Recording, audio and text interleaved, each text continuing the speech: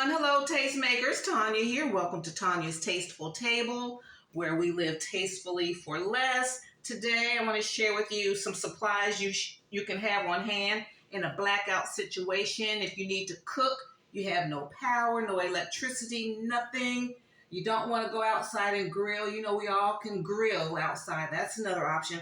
But if you need to stay inside, I always keep these on hand. As a caterer, we always have these on hand. As a caterer, we always had to create, at least I was an off-premise caterer, so I had to create a kitchen in some of the craziest situations. So these are the things that helped me keep the food warm until we were able to serve.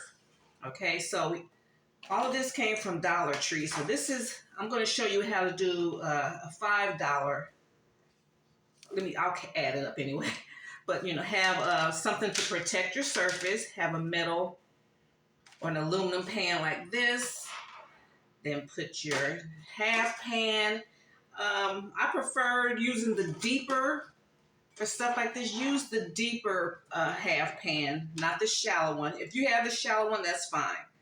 And then keep some of this quick flame chafing fuel on, in your supply. These came from Dollar Tree. You can also get them from Sam's.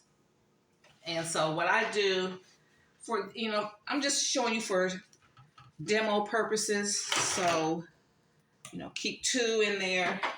If you're going to cook a lot, put all 4. Going to need a lighter. Got this from Dollar Tree. Light your fuel. Okay, all you do is take one of these, take the top off of the can. Let me see, this is how you extinguish it also. If you have fire on there, just put that cap on there. That will extinguish your fire, okay? And then when it's time to light it,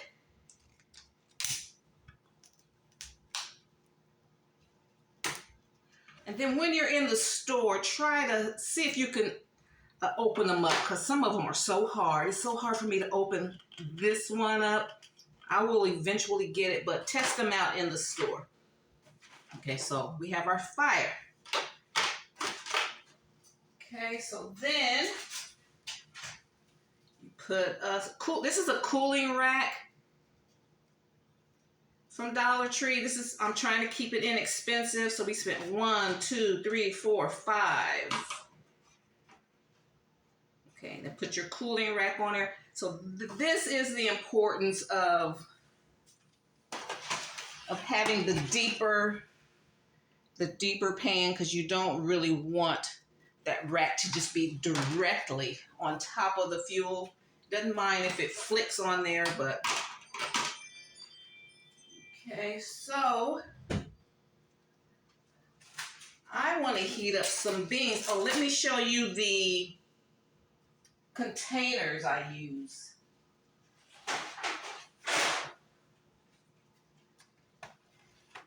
Okay, so you can, if you're cooking for the entire family, get some of these pans and just, put on the corn, put everything on here.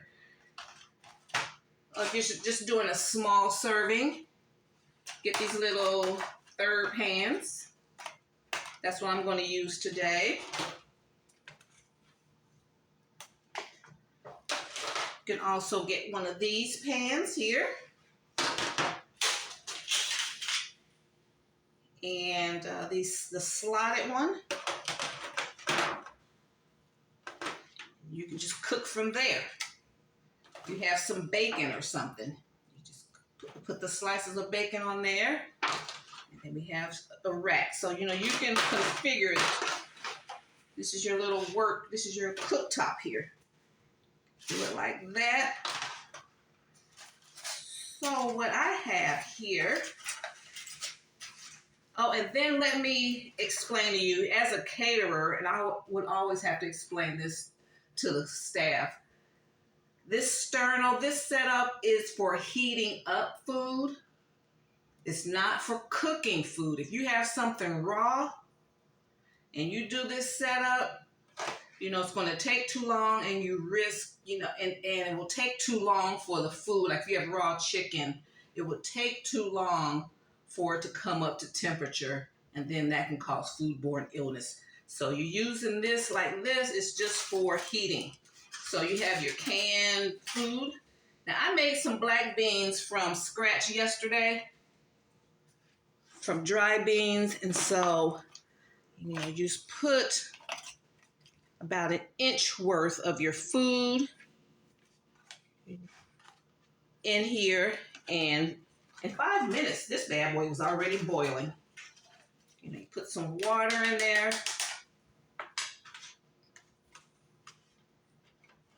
Put your beans on top of that flame, or your corn, or your green beans, whatever you're cooking. You got some soup. You know, put you some soup in there. You can do that. You have two going at the same time. You have your sides going. Or you can even put 4 in there.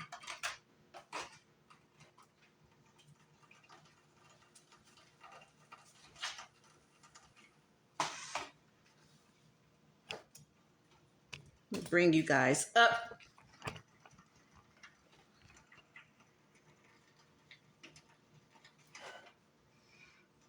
Okay, can you hear it cooking? You can hear the heat hitting it, so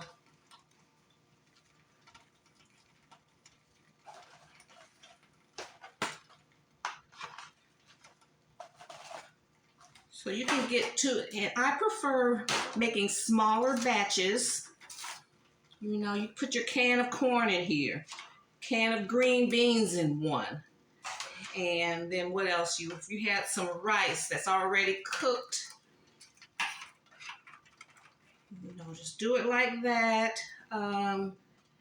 Your beef stew that's in the can, that's the safest way. Now, you know, the stuff is, if you just have some raw food that you have to cook, you fire up your grill. Go on out there, put some charcoal on your grill, your Blackstone or whatever, and you know, that's what is the Blackstone, do they use electricity, or, well, I'm not sure, but anything that doesn't require electricity.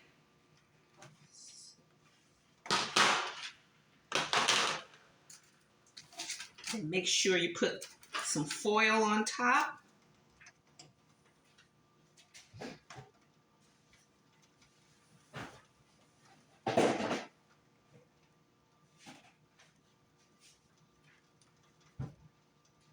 And also, I recommend you keeping some heavy duty foil on hand. If you can't, you get some aluminum foil sheets.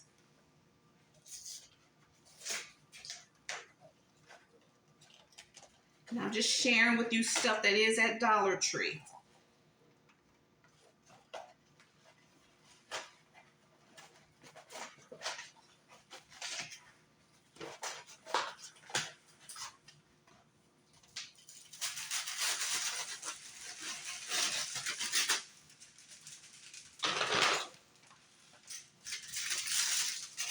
Okay, so here are those sheets. And take 2 sheets, and this is how you do some foil packs.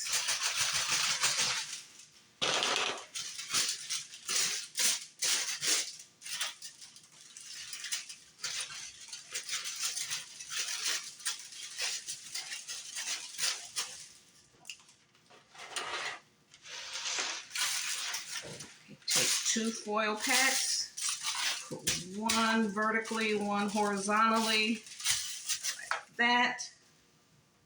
My beans are warm already.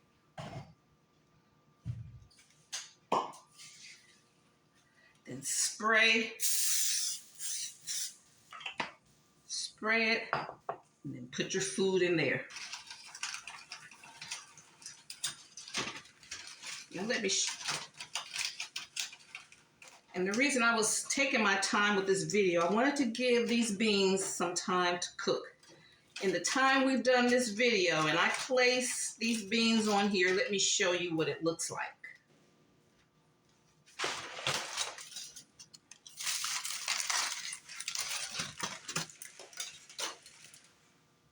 See the steam? See how smoking hot these are? 5 minutes, less than that. Okay? So don't worry about not being able to cook. In the brownout situation, you get these things. Like I said, you keep some canned goods or some stuff that's already cooked. If you want to put like some sausage on here, cook like the Hillshire Farms or, you know, those hot dogs, stuff that's already cooked that you just need to heat up, do that. Okay, now say if you ran out of these. Hey, put some beans on this.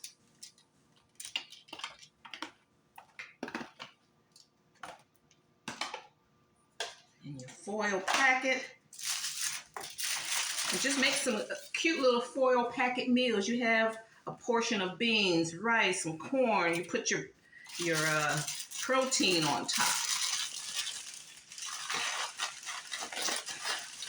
We're going to do it like this.